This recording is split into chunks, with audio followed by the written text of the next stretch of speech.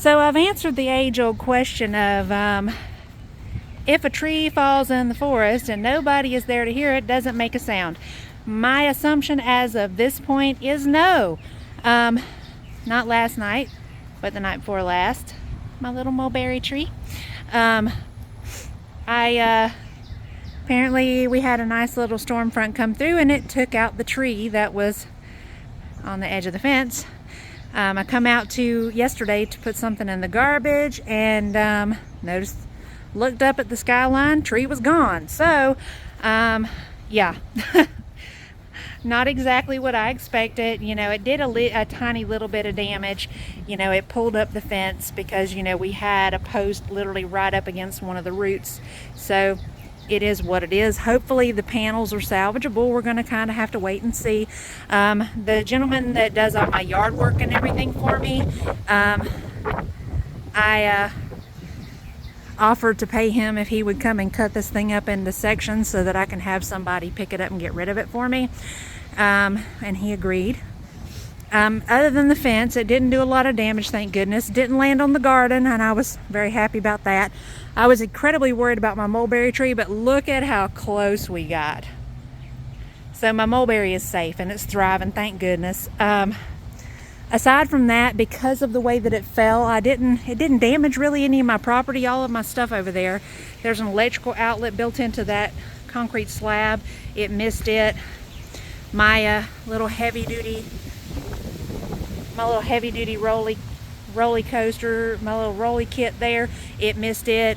The only thing that it did do any kind of damage to in relation to actual structural damage, it kind of bent up one of the panels right there a little bit, and it ripped off the corner of that gutter there, which, it's been there.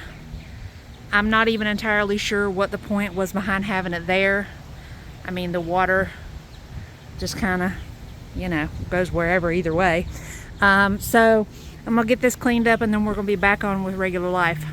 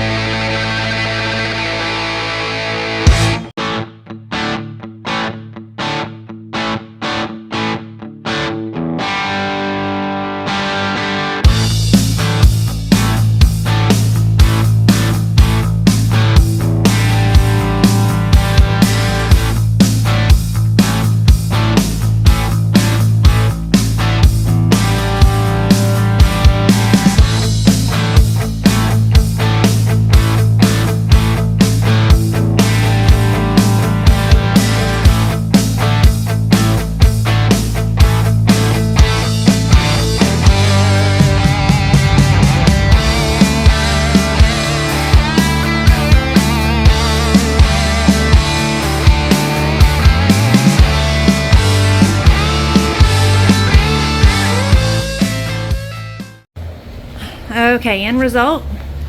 It's not meant to be fancy. It's not meant to be pretty. It's just meant to be functional, and that's exactly what I got.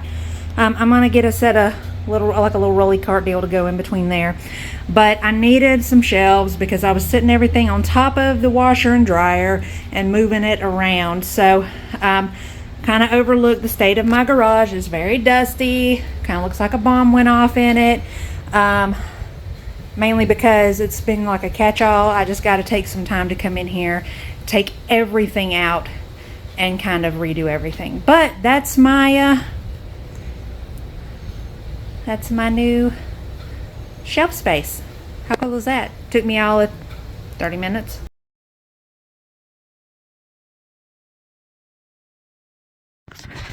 Woo-wee, y'all. I am hot and sweaty. So update on the dad front. I called him yesterday after I found that tree down out there and talked to him about it and kind of described the situation, and he said, well, he says, I could bring my chainsaw down there and we could take it up, and I told him that I would figure something out, and I have.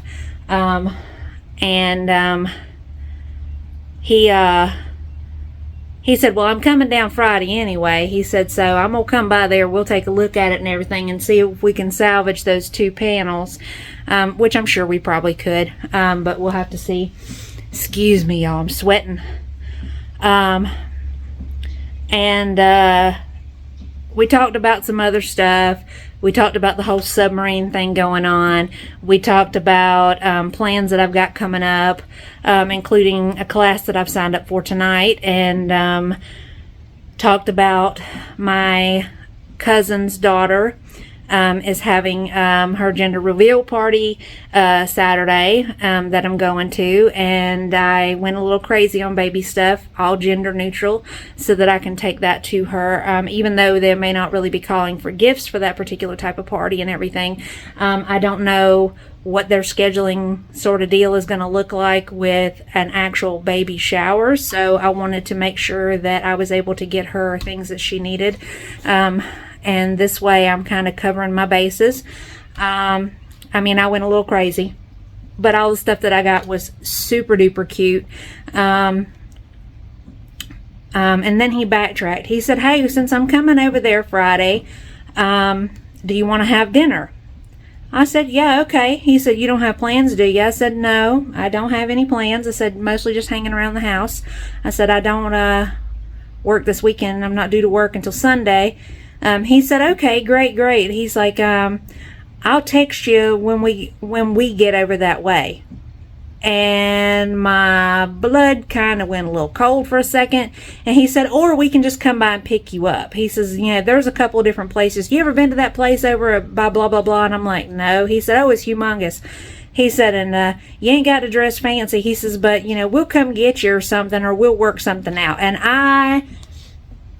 my ears went a little hot, and I was a little pissed because after I got off the phone, I actually took a moment and thought about this.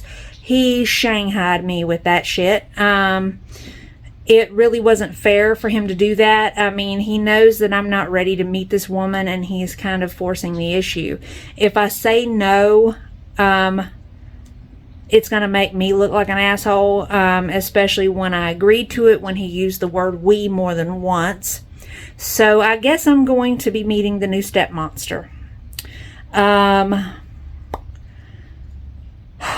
I talked to my sister about it at some length last night because I had to call her about the trip that we're going to do next week, the little day trip, and we talked about all that, and she told me, she said, I'll be working, she says, but I don't care. She says, you call me as soon as you get back home, she says, because I want full report, because my older sister has not met her yet.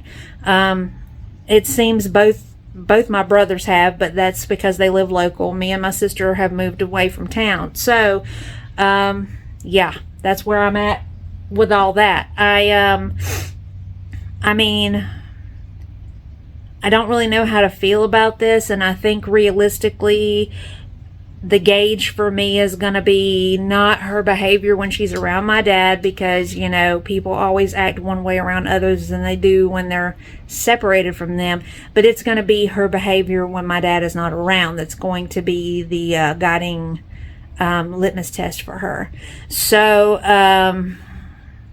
that's where I'm at. My next project is I bought a bidet to put into my bathroom, mainly because, you know, trying to do the right thing and help the environment a little bit. I mean, I've already transitioned to using reusable bags and all that stuff at the grocery store, and I take the plastic ones that I have collected, I took those back and put them in for recycling. You know, just trying to do some good, even in the littlest measures that I can. Like I said, I have a class tonight. I'll have video up for you guys later on. And I'm hoping you guys will find it as interesting as I thought it was when I saw videos and photos. And we'll just go from there. I hope you guys' day is going okay. Like I said, lots ahead. Maybe we'll do another live soon, or maybe Mr. Hannibal will get up with me and him can do one on his channel. I need to add, thanks to Sarah Jane and to Cowboy Dog, because they both shouted me out. Sarah Jane shared one of my videos, and there's still been more. It's like a steady run in on people kind of joining the gang. So, you know, I'm really thankful for that, and, you know, it kind of makes me a little excited to see where things are going to go from here. So that's it. I'm gonna let you guys go. I'm gonna try to go get some things done, because I've got a list, huge list, that I'm trying to itch away a little bit at the time. So catch up with you guys later. Bye.